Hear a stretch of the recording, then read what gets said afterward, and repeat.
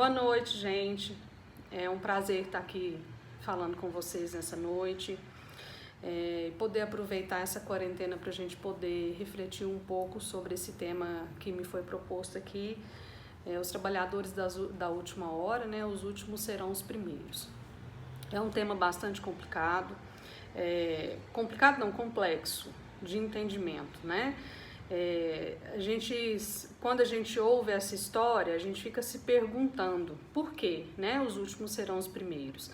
E aí vamos entender um pouquinho da história. A história, vamos imaginar, nos tempos de hoje, para a gente poder entender um pouco essa história, a gente precisa estar lá no acontecimento. A gente precisa criar, imaginar essa história e tentar se colocar na situação, para tentar evitar um pouco de julgamento e interpretar os fatos da forma mais verdadeira e honesta possível, né?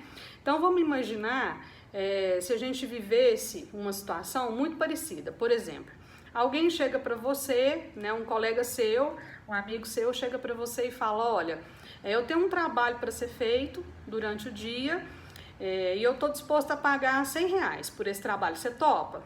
E aí você topa, você fala: não, ok, tudo bem, eu vou aí.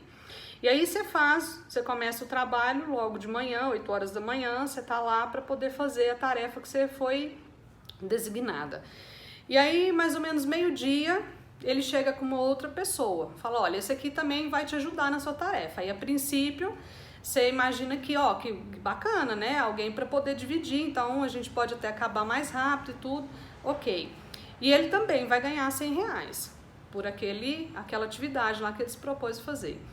E aí, mais no final da tarde, lá pelas 4 horas da tarde, chega mais uma outra pessoa e ela também veio para te ajudar. Ela é apresentada dessa forma: ó, esse fulano aqui também chegou para te ajudar.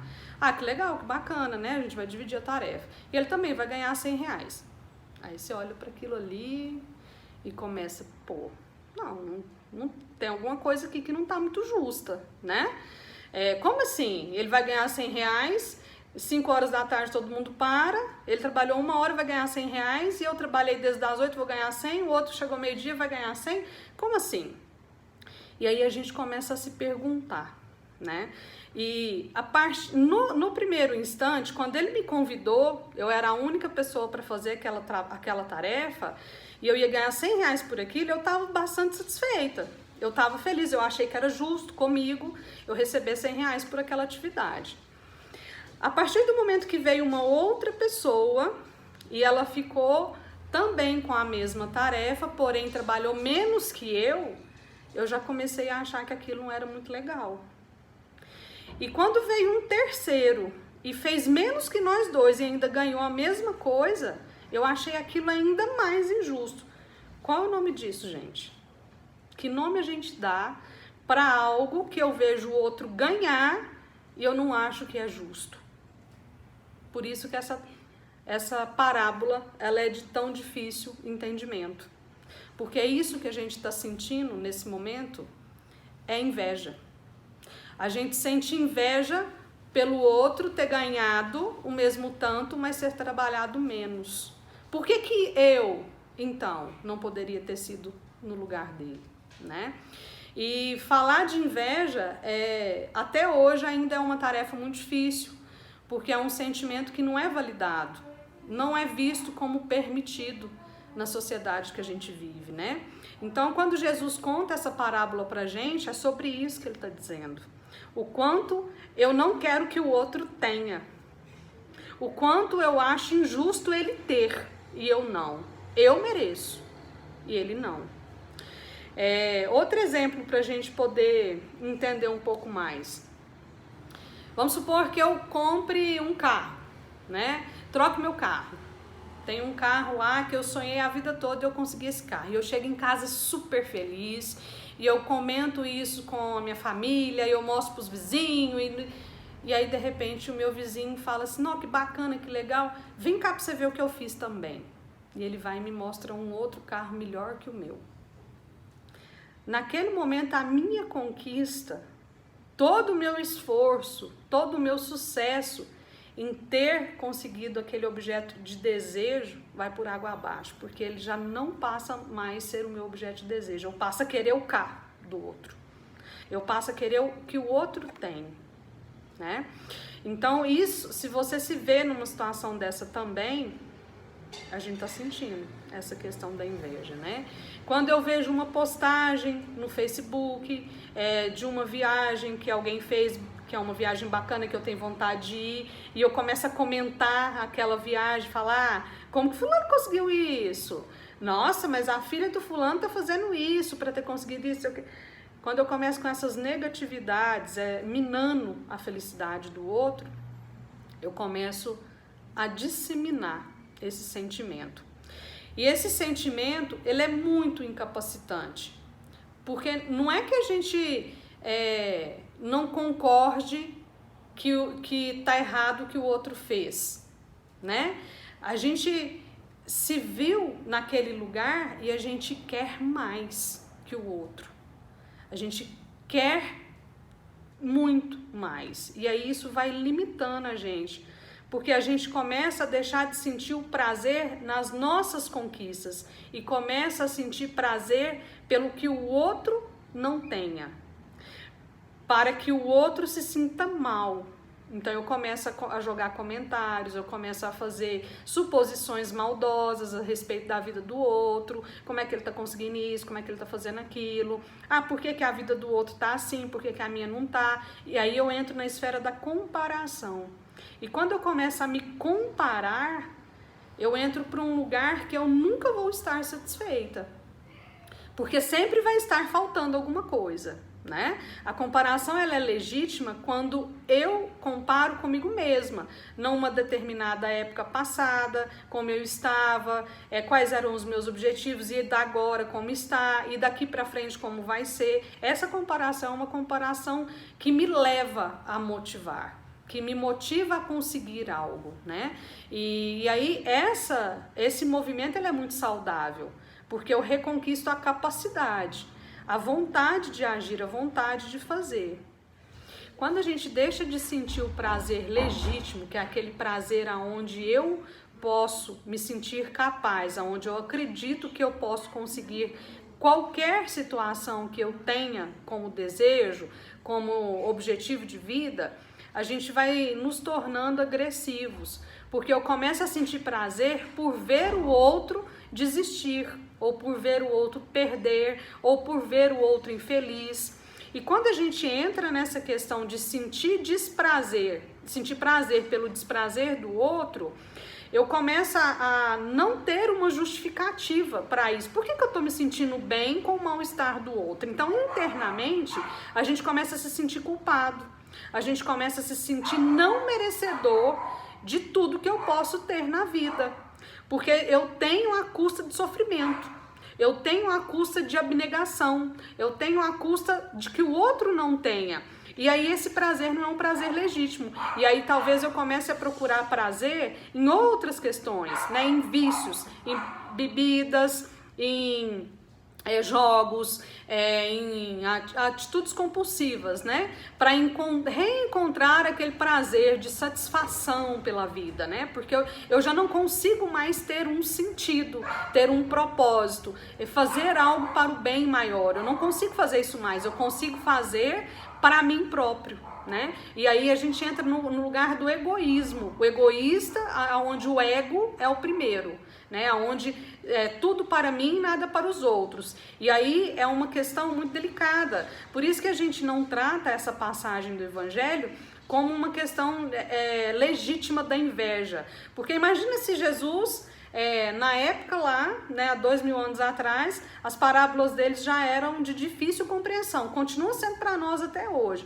Imagina se ele conta uma parábola e fala, isso aqui o que você está sentindo aqui não é injustiça, é inveja. Você está com inveja porque ele trabalhou menos e ganhou o mesmo que você. Você não quer que ele ganhe. Não é que você acha que você não foi justo o que você ganhou. Porque se você tivesse achado, você teria me falado isso desde o início. Não, R$100 é pouco. Eu quero 150. Só que você não achou isso. No início você concordou. Mas você achou injusto quando o outro ganhou a mesma coisa. Então, por isso o título da parábola é Os Últimos Serão os Primeiros. não são os últimos. A leitura talvez que a gente pode fazer um trocadilho é: os últimos são os primeiros, os invejosos não, né? Se a gente trouxer isso hoje para uma leitura mais atual, né? E a inveja, ela traz uma questão de incapacitação. Eu deixo de acreditar na minha potência, eu deixo de ter força vital, eu entro numa questão do desprazer e a gente vai desenvolvendo uma tristeza, uma insatisfação que pode levar até uma depressão grave, que realmente incapacita fisicamente. E aí você vai precisar de remédios, de outras substâncias, de outros tipos de terapias alternativas para você retomar e começar a sentir de novo o seu corpo produzir as substâncias que estão faltando naquele momento, né? Então, para que isso não aconteça, para que você não entre nesse lugar do desmerecimento, do desprezo, e para que você não sinta culpa por odiar o outro porque ele tem e você não, a gente precisa primeiro admitir que a gente sente essa inveja. Inveja, gente, não tem aquela questão da inveja branca, inveja boa, não, inveja é inveja, né? Ponto final. Isso é só um disfarce para que a gente tenha legitimidade para poder não se sentir mal, não ter culpa por querer uma vida igual do fulano, um relacionamento parecido com o do ciclano, um carro assim, uma viagem assada, porque o fulano fez, eu queria fazer também. Isso é normal, a gente sente. No decorrer da vida, a gente vê as pessoas conquistando os objetivos dela e isso deve servir de motivação, né? A gente deve ter ambição e aí eu posso me inspirar. Como é que foi que o fulano conseguiu isso? Então eu vou me espelhar, eu vou me inspirar nele para que eu também tenha esse sucesso. E eu não quero que o outro tenha, eu quero que ele perca, eu quero que esse carro ele bata ele, eu quero que o namorado dessa mulher morra, não sei o que, essas coisas assim, né? Quando a gente consegue a identificar esse sentimento, o que está me gerando essa culpa, essa raiva que eu sinto por o outro ter e eu não, eu começo a aceitar que isso faz parte da minha estrutura de personalidade, que isso me compõe como ser humano, e aí sim eu consigo também traçar estratégias para não sentir, para evitar esse tipo de sentimento e buscar uma alternativa que me satisfaça de verdade. No centro, por exemplo, vamos imaginar situações que acontecem, né, no dia a dia. Às vezes no centro chega um colega novo para poder ajudar numa atividade voluntária, na sua profissão, às vezes no seu trabalho você recebe pessoas novas do trabalho, e aí às vezes a pessoa chega com um monte de ideias, às vezes ela chega tentando inovar, facilitar a rotina, né, do dia a dia, e o nosso primeiro sentimento talvez naquele momento quem que é esse fulano? Chegou ontem aqui, acabou de chegar, eu tô aqui não sei quantos anos e agora já tá querendo mudar um monte de coisa aqui. Quem que ele pensa que é? Isso é o quê, gente? Isso é vaidade. Ele não pode ter uma ideia melhor do que a minha, isso é inveja. Ele não pode ter. Ao invés de eu olhar para isso, nossa, tem razão, pode ser bacana a gente implantar dessa forma, a gente dar abertura para que isso aconteça, né? E agregar, e somar. Não é subtrair. A minha luz pode brilhar, mas a do outro também pode brilhar. Né? Tem uma historinha de que às vezes a gente não sabe lidar com essa questão do brilho do outro, né? Mas por que você não gosta do fulano? Não tem nenhum motivo aparente. Já te fez alguma coisa? Não. Já falou mal de você? Não. Só não gosto, me incomoda. É bonzinho demais. Tá sempre com a cara boa, não tem problema, chega, parece que a áurea dele contamina todo mundo. Você não gosta do brilho que o outro tem, você não gosta da passividade que o outro tem, você não gosta da harmonia que ele traz para o ambiente, porque é mais do que a sua. Né? Isso também é inveja, ele não pode ser assim. Ele não tem permissão para fazer isso aqui.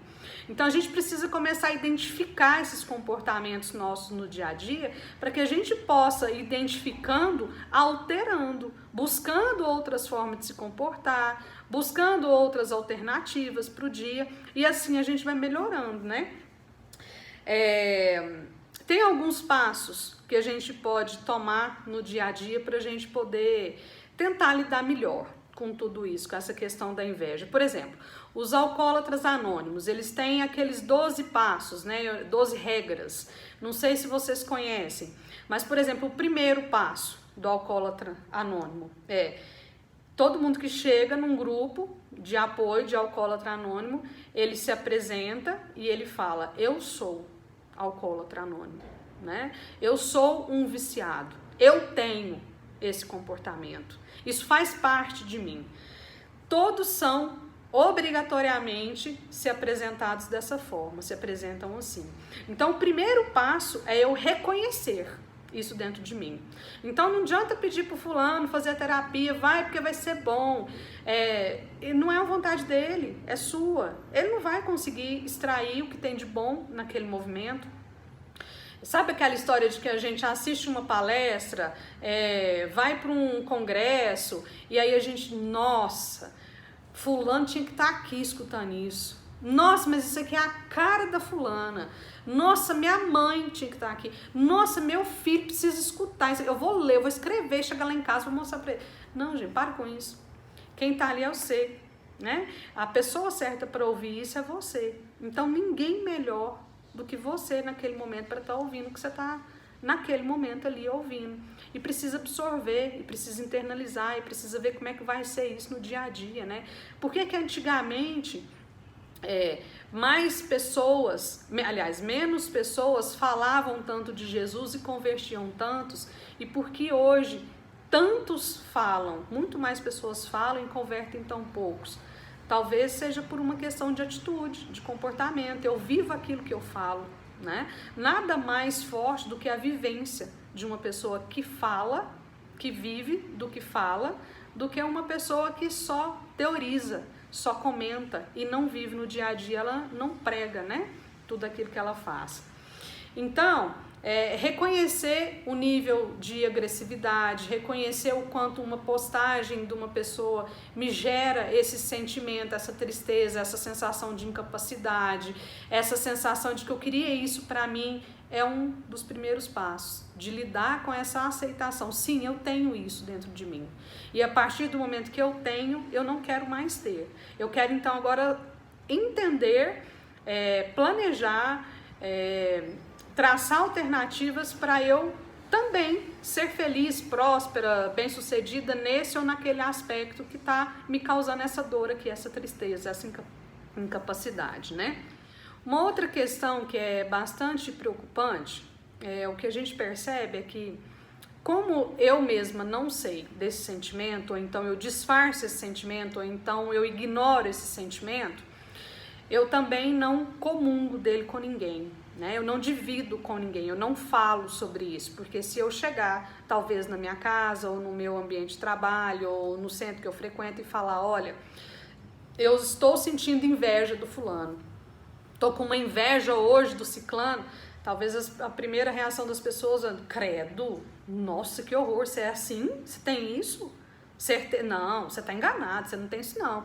Então o outro também não sabe lidar com isso. E como a gente não sabe lidar com isso, como a gente não tem essa permissão para dividir, a gente vai só acumulando situações de impotência, de incapacidade. Isso vai aumentando, isso vai incapacitando a gente cada vez mais, né? Então, talvez o segundo passo seria eu ficar feliz com o sucesso do outro. Eu aceitar que o outro merece, e talvez ele merece mais que eu, né? Todos nós merecemos, mas em proporções diferentes. De acordo com o quê? De acordo com a evolução moral de cada um. De acordo com o que eu fiz, com tudo que eu aprendi. De acordo com o que eu vivo no meu dia a dia. Então, eu aceitar e olhar uma postagem e o meu vizinho me chamar para ver uma coisa que ficou legal na casa dele e eu ficar feliz com isso, já é o segundo passo, porque eu consigo me libertar da situação de não merecimento, da situação de exclusão, e eu consigo me inspirar nesse momento. Ele conseguiu, olha que bacana, que legal, ele merece, ele é trabalhador, ele é esforçado, ele é isso, era uma questão que para ele era muito difícil durante muito tempo e agora ele conseguiu contornar essa situação, ele conseguiu melhorar, eu também consigo. Isso é legal, isso é legítimo, né? Como que ele fez para poder chegar nesse ponto? E aí eu me inspiro. E aí eu volto a uma questão de acreditar ou não em Deus, né? Porque se eu acredito em Deus e que Deus é um ser onipotente, onipresente, onisciente, justo, bom, Deus então não permite nada injusto no mundo, né? Então tudo que está acontecendo tem um motivo, tem uma causa, tem um porquê e tem um merecimento. E se Deus está em tudo e sabe tudo e quer o melhor para todo mundo, então tá tudo certo. O outro tem, eu tenho também daqui a pouco. Se eu não tiver, porque eu ainda preciso melhorar em outras questões, eu vou correr atrás e vou buscar essa melhora.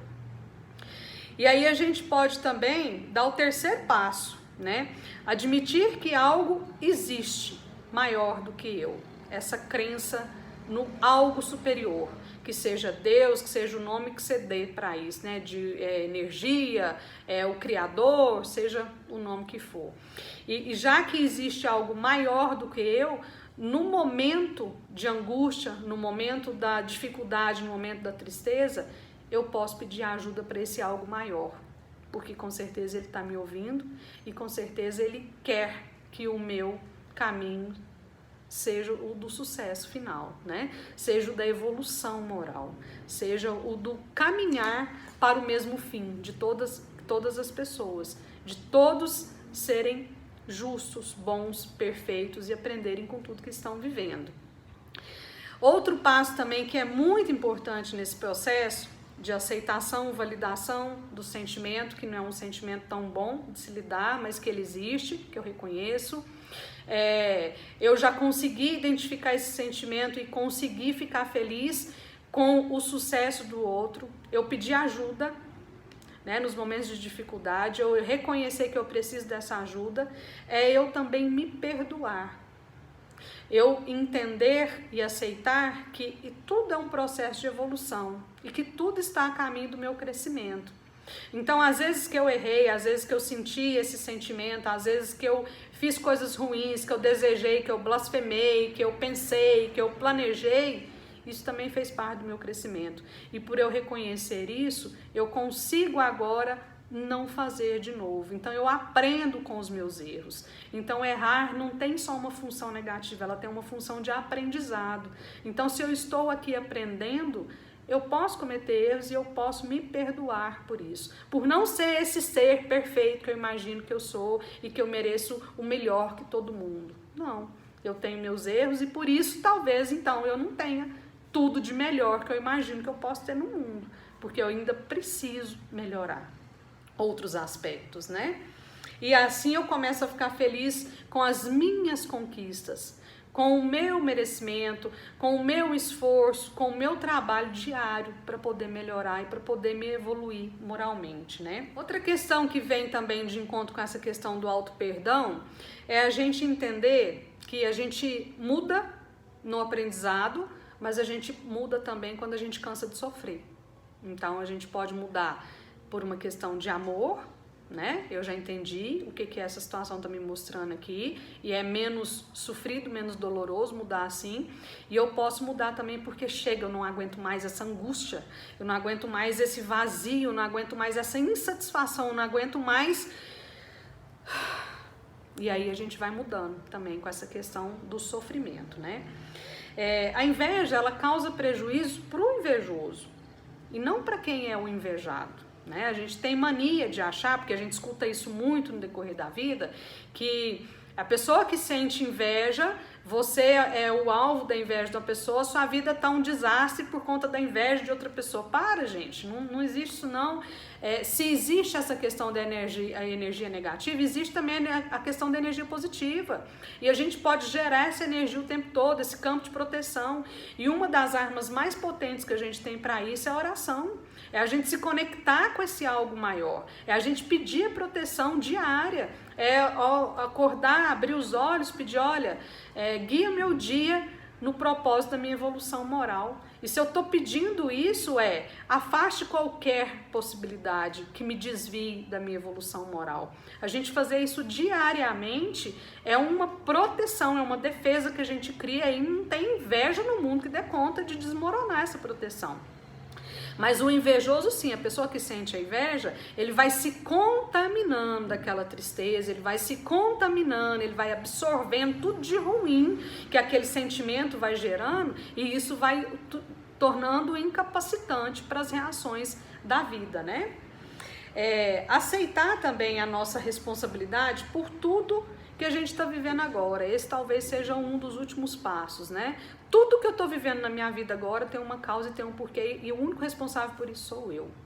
O caos que eu estou vivendo agora é de minha responsabilidade. E agora nós estamos vivendo numa época onde a gente está sendo coletivamente convidados a uma reflexão, né? A uma busca de sentido, de propósito para a vida.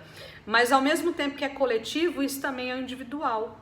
A gente individualmente, nós estamos vivendo esse confinamento onde nós estamos sendo buscados a questionar qual o sentido da minha vida, para que eu sirvo nessa sociedade, qual a minha função diante dessa pandemia que nós estamos vivendo, qual é o meu papel nisso, como eu posso contribuir, como eu posso melhorar o meu dia, como eu posso melhorar o dia da minha família, de que forma que eu posso tornar isso tudo menos doloroso. Então nós estamos vivendo agora essa época de reflexão. E aí a gente precisa também lembrar que as pessoas, elas não são como deveriam ser. Elas não são como eu gostaria que elas fossem. Elas são como elas são. E ponto. E quando eu aceito isso, eu estou dizendo, sim, você tem defeitos e eu estou disposta a convivê-los com você mesmo assim. Sim, você tem atitudes que eu não concordo, mas diante disso, vamos encontrar aqui uma forma da gente viver harmoniosamente, né? De uma forma mais amorosa, mais tolerante, mais gentil. É esse todo o propósito do momento que nós estamos vivendo, né? Então a busca de sentido, ela vem de encontro agora a tudo que nós estamos vivendo. Então eu convido a todos vocês a refletirem, né? Nesse momento agora, a gente está próximo aí da Páscoa, para que a gente faça essa reflexão interna. Por que eu fico indignada quando eu escuto essa parábola de que os últimos serão os primeiros, e eu nunca entendo essa parábola, porque eu nunca valido, qualifico que está certo o que está escrito.